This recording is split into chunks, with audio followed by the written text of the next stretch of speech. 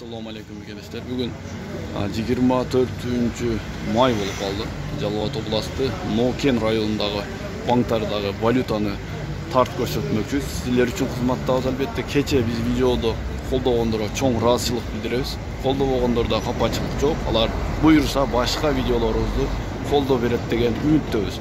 Каналга катталбагандар катталып койсоңуздар болот. Биринчи РСК банктан баштасак, доллар 79.50 алып 80 сом 50 тыйындан сатылса, рубль 1 сом 21 тыйындан алып 1 сом 35 тыйындан сатылууда. Башка банктарда чогуу көрөбүз.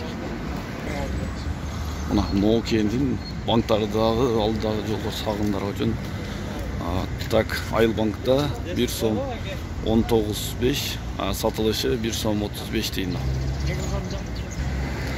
Optima bankta 1 сом 22 тыйындан алынат рубль, сатылыш 1 сом 35 тыйын. Доскредо банкта 1 сом 21 тыйындан алынат рубль, доллар 79.50.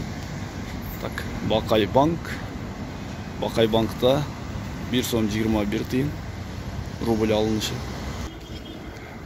KCB банкта 1 сом 21 тыйындан алынса, банк компаньондо 1 сом 20 тыйындан рубль алынууда.